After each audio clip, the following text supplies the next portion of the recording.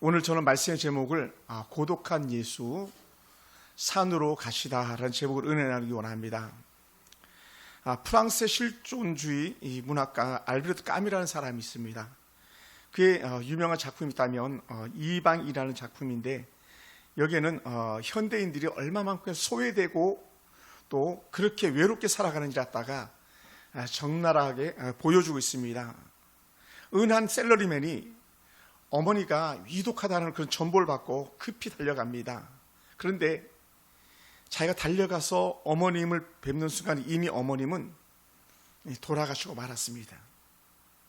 그래, 이미 어머님이 돌아가셨는데도 불구하고 이 셀러리맨은 어머님의 장례를 치르지 않고 자신의 직장으로 돌아옵니다.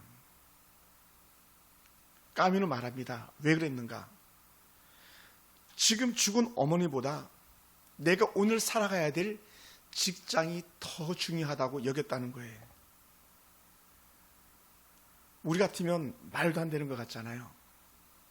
그런데 사실은 우리가 알게 모르게 그렇게 살아가고 있어요. 오늘 저와 여러분의 모습 가만히 한번 살펴보시기 바랍니다.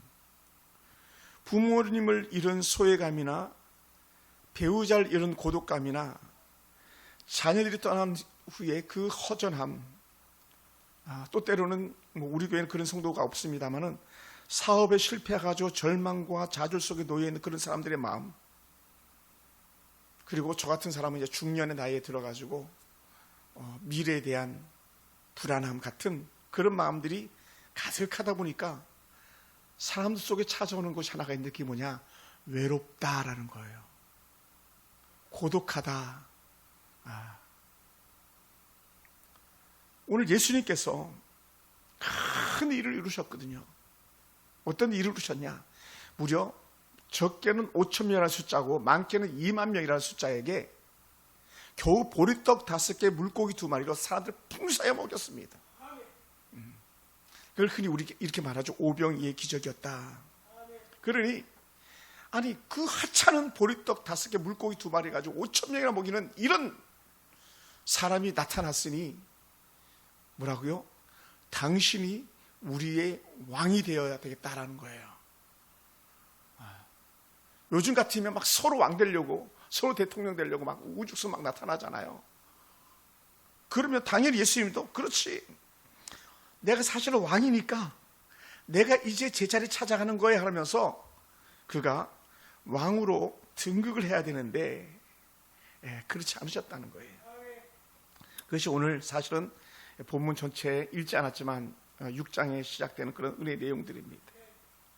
그리고 오늘 우리가 읽은 본문을 가만히 보면, 그러므로 예수께서 그들이 와서 자기를 억지로 붙들어 임금으로 사보려는 줄 아시고 다시 혼자 산으로 떠나가시다라는 거예요. 이 말씀 속에 우리는 몇 가지를 살펴볼 수 있는데, 다시라는 말과 또 혼자라는 말과 산이란 말이 가지고 있는 공통적 의미가 있다면, 그는 홀로 외롭게 길을 가고 있다는 거예요. 다시라는 말은 처음이 아니라는 거죠. 산이라는 것은 여러 사람들이 북적거리는 그런 곳이 아닙니다. 불과 얼마 전에 그 벳세다 들판에서 무려 2만 명이 둘러싸여가지고 복음을 전했던 그런 광장이 아니라 홀로 외롭게 기도해야만 하는 그 쓸쓸한 자리라는 거예요. 여러분, 그리고 마지막에 떠나가시리란 말은 누구와 함께 가다가 아니고 홀로 가더라는 거예요. 홀로 가더라. 그 수많은 따라드는 군중들 뒤로하고 홀로 사람들도 알지 못하게 산으로 올라가시는 그런 예수님의 모습이에요. 저는 이 본문을 존문맥을 쭉 살피면서 어찌 보면 그런 것 같았어요. 어깨가 축 처진 듯한 그런 예수님. 오늘 본문이 그걸 사도 요한이 정말 기가 막히게 그걸 찾아내서 우리에게 보여주는 거거든요. 사람들을 뿌리치고 산소로 들어가면서 그 뒤에 사람들이 말하고 있는 그 임금된 자리라는 것은 얼마나 허망하고 허탄한 건지를 누구보다 더 예수님이 잘 알고 계시다는 것이죠. 또 하나는 왜 그렇게 예수님께서는 그 사람들의 환호와 군중들의 소리와 박수 소리와 예수 우리 왕이라는 그런 외침 소리를 들음에도 불구하고 그렇게 가셔야만 했는가? 그것은요, 앞일이 내다 보이시는 예수님이셨던 거예요. 뭘까요? 그게 바로 우리가 잘 아는 십자가 고난의 길이라는 거죠. 제자들이나 주변 사람들은요, 예수님의 십자가에 대해서 도무지 이해하지 않는 거예요. 예수님께 이 땅에 왜 오셨는지 도무지 그들의 품 안에서는 그걸 품에 안고 예수님 십자가 죽으심에 대해서는 생각하지 않는 거예요. 오히려 그들의 눈에 뭐가 있습니까? 부귀와 영화와 권사만 있는 거죠. 왕이 되며 누려야 될 그 놀란 지위들만 생각하는 거죠. 그런데 그게 아무것도 아닌데. 그리고 훗날 어떻습니까? 실제로 예수님을 제자들이 다 떠나고 말잖아요. 우리가 잘 아는 베드로 같은 경우는 예수님을 저주하고 떠나잖아요. 그것도 하룻밤에 무려 3번씩이나 모른다고. 여러분, 오늘 예수님이 그 고독한 길을 가고 계셨던 거예요. 일생을 고독하게 살아오신 주님인데 3년을 정성을 다해서 돌봤던 제자들인데 한 사람도 예수님 곁에 머물면서 십자가의 고난에 동참하겠다고 손들었던 사람들은 없었더라는 거예요. 전혀 생뚱맞게 저 먼 땅에서 왔던 구레네 시몬이라는 사람이 억지로 예수님의 그 십자가를 대신 진 것뿐이지 아무도 예수님의 십자가의 고난에 대해서 동참했던 사람은 없었습니다. 물론 몇몇 여인들이 마음 아파하긴 했습니다마는 아무도 아니었었어요. 그런데 우리가 꼭 기억해야 될 것이 있다면 예수님의 그 가시는 길은요, 겉보기는 혼자인데 혼자가 아니었다는 거예요. 할렐루야. 주님은 단 한순간도 우리가 생각할 때 주님은 외로우신 분이야 라고 말할 수 있었을지 모르겠지만 단 한순간도 때로는 외롭지 않으신 그런 주님이시죠. 왜 그랬을까요? 그것은요, 아버지께서 나와 함께 하시느니라고 그렇게 말씀해 주셨어요. 너희가 다 나를 버리고 나를 떠날 것을 안다. 그러나 아버지만은 나를 결코 버리지 않는다라는 것을 우리 주님께서 하셨습니다. 그러면서 이 예수님의 리더십 안에서의 그 고독감과 하나 나타나는 중첩된 인물이 이렇게 떠오르는데 그게 누구냐? 광야에서의 모세였던 거예요. 예수님은 2만 명, 모세는 200만 명. 여러분, 200만 명이나 되는 무리의 리더가 됐다는 건 놀라운 거죠. 사실은 얼마든지 누리고 얼마든지 배부를 수 있고 얼마든지 종 부릴 수 있고 권세 부릴 수 있는 사람이 누구였습니까? 바로 모세 아니었습니까? 그런데 모세는요, 어찌 보면 광야에서 너무나도 외롭고 쓸쓸한 사람 중 한 사람이 아니었을까 생각해요. 왜 그러냐? 가장 가까운 피부치 누나도 모세를 제대로 인정해 주지 않았어요. 가장 가깝게 모세와 동일한 사역을 감당했던 아론조차도 모세에게 있어서 큰 실망거릴 수밖에 없었던 그런 모습이었거든요. 그런데도 불구하고 그렇게 광야 40년을 끊임없이 앞으로 내다볼 수 있는 이유는 뭐냐? 자신을 따르던 200만 명 군중이 아니었습니다. 그들은 오히려 모세의 멱살 잡고 흔들고 모세를 밀쳐뜨려서 정말 그 배반했던 그런 사람들이지 모세와 함께했던 사람들이 아니었다는 거예요. 그러면 어떻게 모세가 그 외롭고 힘에 겨웠던 시간을 견뎌낼 수 있었는가? 이유는 단 하나라는 거예요. 제가 볼 땐 그랬어요. 앞서가는 구름기둥, 앞서가는 불기둥이었다는 거예요. 그리고 정말 모세가 힘들 때마다 나타나 주셔가지고 모세야 불러주셨던 그 하나님의 거룩한 음성이 그에게 있었다는 거예요. 할렐루야. 그래서 모세는요, 정말 외로웠지만 외롭지 않은 그런 사람들이었다는 것이죠. 우리는 지난 약 열흘간 가까이나 명절을 정말 연휴로 푹 쉬고 오늘 이 성전에 올라왔습니다.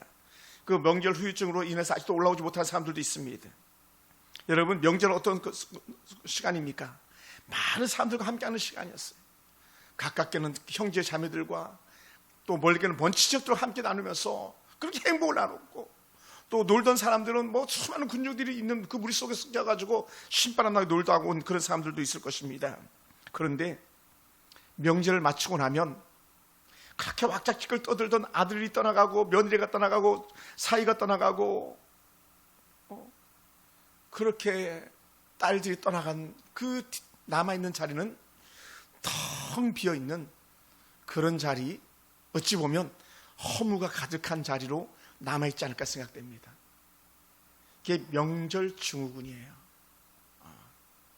그래서 명절 때에 그렇게 신바람 나고 또 때로는 아우기가 다툼하며 싸우고 그렇게 하더라도 스톱되어진 이후에는요, 나만 홀로 남았다고 생각되는 그런 가장 쓸쓸하고 외로운 자리가 그 자리가 아닌가 생각돼요. 사실 가슴 아픈 얘기죠. 병원을 이렇게 신망해보면 명절 때는 아들, 딸들, 며느리, 손자, 손녀들이 할 것 없이 우리 할머니, 우리 엄마하고 막 찾아와서 얼굴 보고 가지만 정작 명절이 끝나면 언제 다시 그들이 올지 기약조차도 없는 그런 시간이 바로 명절 끝날의 모습들이 아닌가 생각됩니다. 여러분, 그럼에도 불구하고 우리는 오늘 다시 우리가 마음속에 깊이 다스려야 될 것이 있다면 뭐냐? 한번 따라해 볼까요? 부모는 나를 버려도 하나님은 나를 버리지 않습니다. 아들, 딸, 며느리는 나를 버릴 수 있습니다. 그러나 하나님은 우리를 버리지 않는다는 거예요. 내가 너를 결코 싫어 버림받지 않게하리라. 할렐루야. 하나님의 은혜였어요. 예수님께서 그렇게 외롭게 십자가에 부르짖으실 때에 그는 혼자가 아니었고 같이 가슴 아파하셨던 아버지 하나님이 예수님과 함께 하셨다는 거예요. 할렐루야. 사랑하는 성도 여러분, 우리가 아주 익숙한 말씀 있잖아요. 이사야 41장, 42장, 43장에 자주 반복되는 단어, 두려워 말라 내가 너와 함께하니라. 함께한다는 건요, 외롭지 않다는 거예요. 함께한다는 건요, 혼자가 아니라는 거예요. 할렐루야. 혼자가 아니에요. 왜요? 하나님이 함께하신다 약속해 주셨기 때문에 그렇습니다. 그러면 사랑하는 성도 여러분, 그러면 목사님 나 외로운데요, 나 힘든데요, 나 너무 고독해요 막 이렇게 할 때 우리가 찾아야 될 이 것들이 있는데 그게 뭐냐? 외롭지 않게 살 수 있는 방법이 있는데 그게 뭘까요? 그것은 첫째는 예수님의 말씀에 우리 귀를 기울이는 거예요. 할렐루야. 요한복음 16장 33절에 뭐라고 표현하셨냐면 이렇게 말씀하셨습니다. 내가 이것을 너에게 이름은 너희로 내 안에서 평안을 누리게 하려 함이라. 혼자 있는 것은 평안을 잃어버리는 거예요. 외로운 것은 평안을 잃어버리는 거예요. 고독은요, 평안을 산산에 깨버리는 거거든요. 그런데 예수님께서는 그렇게 하지 않다는 거예요. 뭐라고 표현했나? 세상에서 너희가 환난을 당하나 담대하라. 내가 세상을 이겨온노라. 저는 여기서 세상을 이겼다는 표현을 이렇게 말하고 싶습니다. 나는 혼자인 줄 알았더니 혼자가 아니었다. 나는 외로운 줄 알았더니 하나님께 나와 함께 하셨다. 이것이 오늘 저와 여러분에게 사인으로 맺어지길 주의로 추천합니다.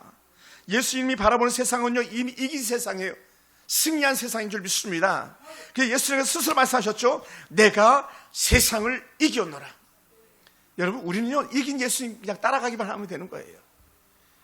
최근에 어느 육상 대회가 그러더라고요. 한국 선수가 너무 잘 뛰니까 다른 나라 선수들이 아예 그냥 뛰질 않더라고요. 왜? 저 친구랑 같이 뛰면 내 주가가 떨어진다는 거예요. 그러니까 어느 한 선수만 같이 이렇게 뛰는 걸 본 적이 있어요. 여러분, 우리는 세상을 향해서 두려울 때는 앞서서 나가지 못합니다. 그러나 우리 주님과 함께 한다 할 때에 우리는 그 어떤 환경과 형편에 놓이더라도 우리는 두렵지 않습니다. 왜요? 세상을 이긴 예수님이 계셨기 때문인 것이죠. 그래서 우리 주님의 승리는요, 일사천리로 이루어진 것이 아니라 주님도 심한 외로움과 고독에 또 때로 십자가의 고통을 앞에 놓고 겟세마네 동산에서 온몸 핏방울이 흐를 만큼 그렇게 기도하시면서 그 외로움의 시간을 이겨냈다는 거예요. 할렐루야. 그러므로 예수님은요, 내가 홀로 있음이 아니요 아버지 하나님께서 나와 함께 하신다고 하는 그런 확신이 있었기 때문에 더 큰 고통의 자리 십자가 위로 나아가실 수 있었던 것이죠. 그리고 마지막 나의 영혼을 아버지께 부탁합니다까지 말씀하실 수 있었고, 그리고 마침표는 다 이루었다라고 하는 예수님의 목적을 완전히 이뤄나가는 그런 은혜의 주님이셨음을 우리는 볼 수 있습니다. 그러니까 예수님께서 말씀하셨죠. 야, 너희도 세상에서 환난 당할 수 있다. 너희도 세상에 고통 당할 수 있다.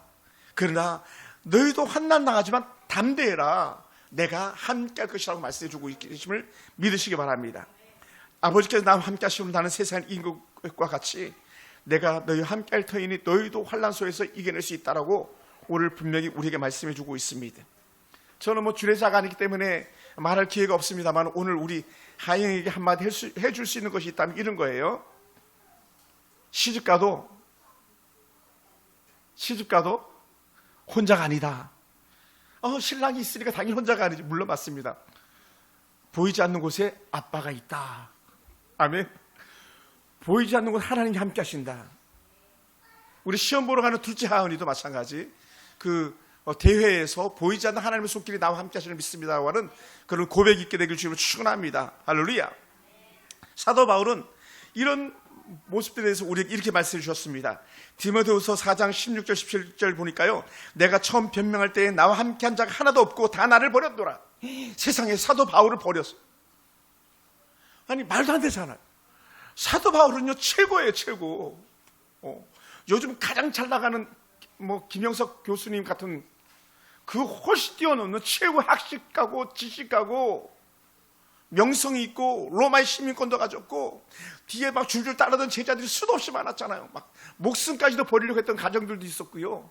브리스가 아굴라 같은 신실한 사람들이 막 사도 바울 곁에서 얼마나 도왔습니까? 그럼에도 불구하고 사도 바울이 디모데에게 하는 말이 야, 나 힘들었어 이렇게 말하는 게 쉽게 얘기하면 내가 처음 변명할 때 나와 함께한 자가 하나도 없고 다 나를 버렸노라.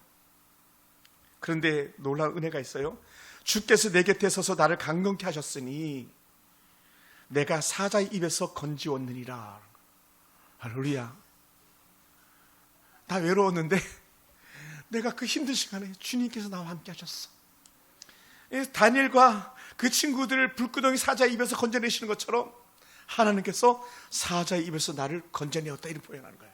왜 그렇습니까? 사도 바울은 정말 고난 중에 있었거든요. 감옥에도 수도 없이 들어갔고요. 매도 많이 맞았고요. 죽은 줄 알고 갖다 버림받기도 했었고요. 배고픈 건 일도 아니었고요. 그런데도 불구하고 하나님께서 그렇게 힘겨운 나를 순간순간마다 건져내주신 분이 우리 주님이시다라고 말씀하는 거예요. 할렐루야. 야, 이게 위로가 돼요.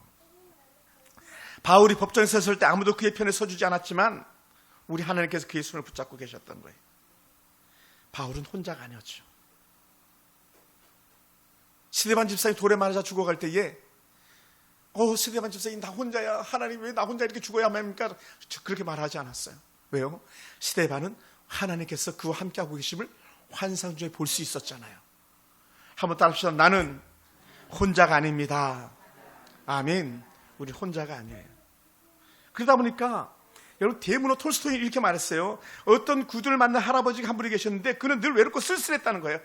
허탄한 마음을 가지고 안타까움을 가지고 그냥 살았었어요. 그런데 하루는 할아버지 꿈에 예수님이 나타나셨어요. 할렐루야. 꿈에 예수님이 나타나시는 은혜가 있기 원합니다. 그리고 예수님께서 뭐라고 말씀하셨냐면 야, 내가 오늘 너의 집에 갈게 라는 거예요. 꿈에 신방 오시는 예수님. 그래서 이 할아버지가 너무 좋아가지고 아침에 일찍 맛있는 음식을 차려놓고 이제나 오시나 저제나 오시나 예수님을 기다렸어요. 그런데 아침 일찍부터 한 사람이 찾아오는데 누가 찾아왔냐면 길 가던 거지가 찾아온 거예요. 그럼 우리 같으면 어떻게 할까요? 아이 재수없어 하면서 문을 확 닫았을지도 모르는데 이 할아버지는 워낙 마음이 착하고 그런 사람이라 그 거지를 집안에 불러들여가지고 잘 대접하고 돌려보냈어요. 그리고는 또 예수님 오신다는데 언제 오시나 막 기다렸어요. 그랬더니 점심시간이 되니까 한 청소부가 찾아왔어요. 이 청소부도 잘 대접해서 보냈습니다. 그런데 예수님은 여전히 오시지 않는 거예요. 해가 뉘어뉘어지고 어둠이 깔릴 즈음에 이제는 예수님 오시나 했더니 이번에는 사과장 살모니 한 분이 광주를 이고 막 찾아와가지고 넋두리 하면서 얘기를 나누기 시작했어요. 그래 이 할아버지가 또 그 사과장 살모니도 잘 대접해서 내보냈죠. 그래 이제 가지고 있는 음식은 다 떨어져 버리고 말았고 예수님은 영 오시지 않았죠. 그래 이 할아버지가 얼마나 낙심됐겠습니까? 그런데 다시 우리 주님께서 이 구두수송궁 할아버지의 꿈에 나타나 주시는 겁니다. 그 할아버지가 대뜸 하는 말이 뭐냐면 예수님 우리 집에 오신다더니 왜 오시지 않았습니까? 우리 하영아 얘기를 뒤로 데리고 가면 좋을 것 같아. 시선이 자꾸 그쪽으로 가가지고 미안해요. 아니 우리 집 오신다들이 왜 오시지 않았습니까? 충분히 그렇게 말하잖아요. 맞아. 저도 예전에 신방할 때 막 그래. 신방 약속하고 가는 거거든요. 만약에 안 가잖아요. 그럼 난리가 나는 거예요. 아니 목사님 청소 다 해놓고 의상만 다 해놓고 신방 헌금 다 준비해놨는데 왜 오시지 않았습니까? 막 한다면 난리가 나는 거죠. 그건 있을 수도 없는 얘기예요. 근데 그것도 예수님이신데 예수님이 찾아오신다더니 왜 안 오셨습니까? 그래서 예수님께서 뭐라 말씀하셨냐면, 야, 내가 오늘 너의 집을 무려 3번이나 찾아갔다라고 말해요. 3번. 무슨 말씀입니까? 얘야, 내가 거지로도 찾아갔고 총습으로도 찾아갔고 사가장수 할머니도 찾아갔단다. 그 연약한 이들을 섬겼던 그 순간순간이 바로 예수님이었다고 하는 그런 말씀을 주님께서 이렇게 하시는 거예요. 사랑하는 성도 여러분, 이 세상은요 삭막할 수밖에 없습니다. 수많은 사람들이 소외감을 느끼고 살아가고 있고 고독함을 느끼고 살아가고 있습니다. 여러분 마음속에 고독이 도사리고 있습니까? 예수님을 대접하는 마음으로 하나님의 은혜의 선한 일을 한번 감당해 보시기 바랍니다. 그리고 그 시간이 예수님과 함께하는 그런 시간인 줄 믿습니다. 할렐루야. 또 너무나도 여러분 힘들고 어려울 때 가까운 주변의 사람들과 함께 은혜를 나누고 사랑을 나눠보시기 바랍니다. 그 순간에 우리 속에 있는 그 외로움과 쓸쓸함이 다 사라지게 될 줄로 믿습니다. 우리는 나만 힘들어하면서 내 속에 있는 것을 아무것도 말하지 않고 끙끙 앓고 있는 사람들도 있을 수 있습니다. 또 때로는 내가 외롭다고 그렇게 말할 때 사람들 귀담아 듣지 않을 때도 있습니다. 그럴 때에 우리는 낙심하지 않게 되기 원합니다. 뭐냐? 우리 주님이 듣고 계시다라는 거예요. 할렐루야. 여러분, 현대인들은요 외로움 증후군이 있습니다. 수많은 바쁜 분주한 삶 속에 있으면서 하루 어찌 보면 4-5시간씩 스마트폰을 보고 있으면서 결론은 뭐냐? 아유, 외롭네, 허무하네, 이 마음뿐이라는 거예요. 그렇게 많은 걸 듣고 많은 걸 봤음에도 불구하고 수많은 사람들과 연결고리를 가지고 있는 것 같은데 알고 봤더니 아무도 정작 내가 필요할 때에 내 손은 잡아주는 이가 없더라는 거예요. 사랑하는 성도 여러분, 우리 지금 옆에 사람 손 한번 잡아줘 보시기 바랍니다. 그러면서 말하세요. 손 한번 잡아주세요. 네, 손 한번 잡아주세요. 아멘. 네, 감사합니다. 내가 곁에 있잖아요. 시작. 내가 곁에 있잖아요. 아멘. 내가 곁에 있잖아요. 우리 친구 예인아, 목사님이 곁에 있단다. 너는 내 친구야. 장방무 목사님, 딸이 곁에 있으니 외롭지 않습니다. 우리 어머님들, 제가 곁에 있어요. 힘들고 어려울 때 말씀하시면 됩니다. 우리 집사님들 마찬가지. 양주 집사님, 외롭지 않습니다. 제가 곁에 있습니다. 저는요 영원히 곁에 있을 수 있는 사람이 아니에요. 그런데 주님은 영원히 함께 하시는 분이에요. 할렐루야. 오늘은 여러분이 저와 함께 하고 계시지만 오늘날 훌쩍 또 제 곁을 여러분이 떠나실 수도 있는 거예요. 그런데 떠난 게 아니고 뭐 하는 거다? 우리 천국에서 다시 만난다. 그 병원 침상에서 나 혼자 이렇게 외롭게 있네 알고 봤더니 그게 아니고 주님께서 말씀하시는 거예요. 야, 딸아, 내가 너와 함께하고 있지 않니? 라는 거예요. 할렐루야.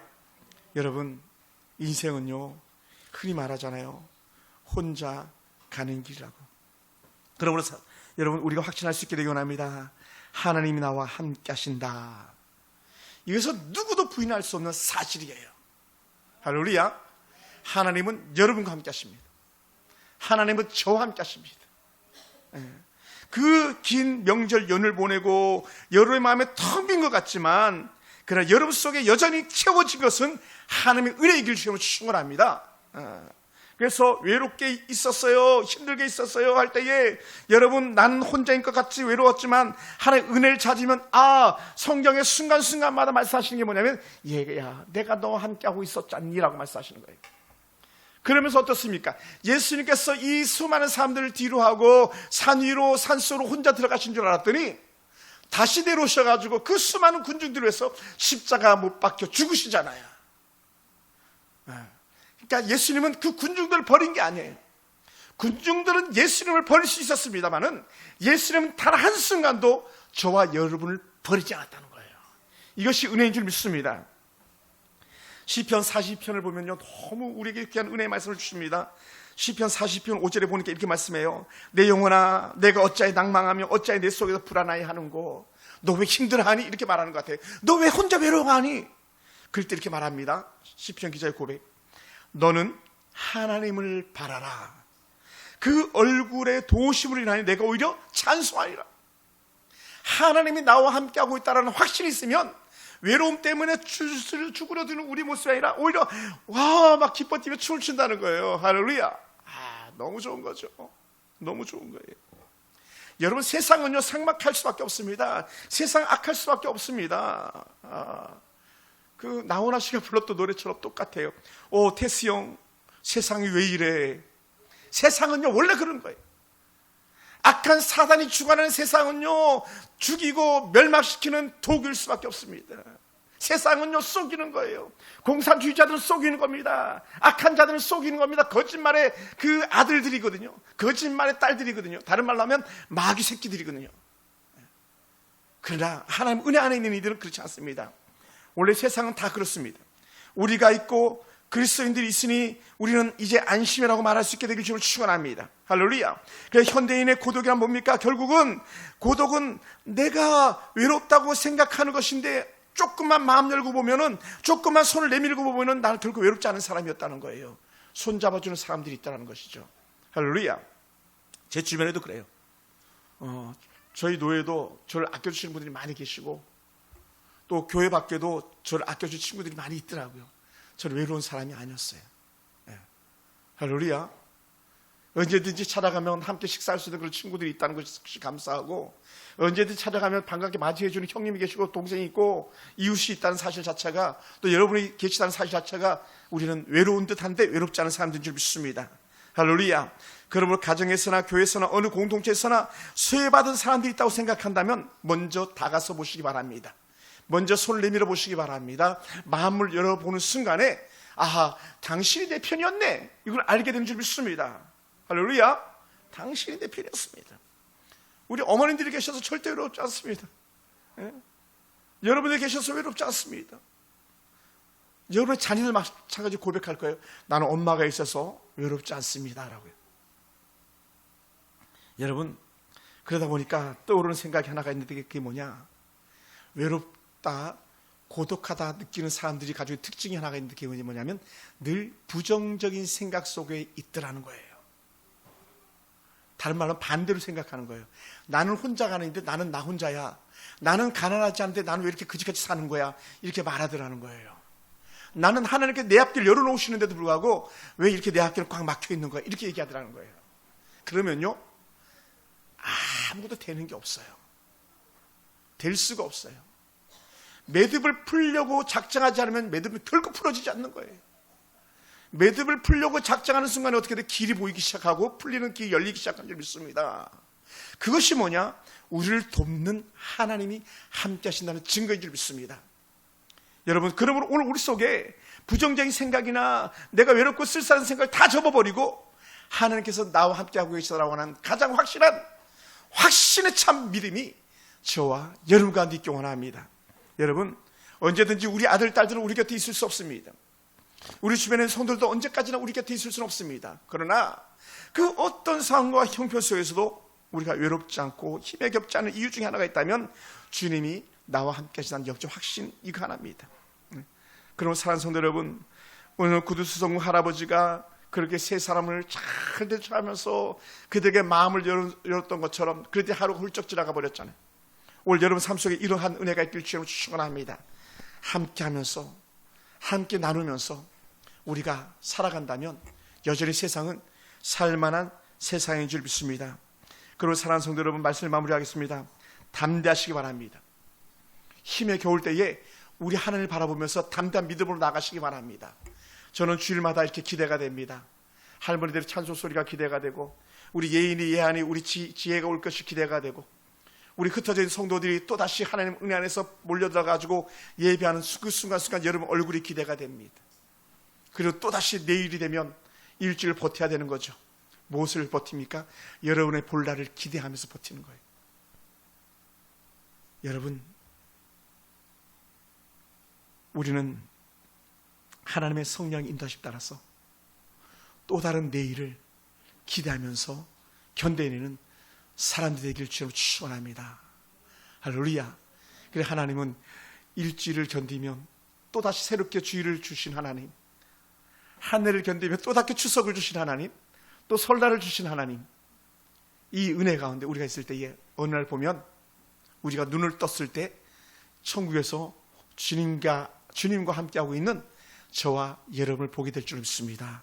한번 손들어 볼까요? 하나님, 나는 결코 외롭지 않습니다. 왜 그렇습니까? 주님이 나와 함께 하시기 때문입니다. 기도하겠습니다.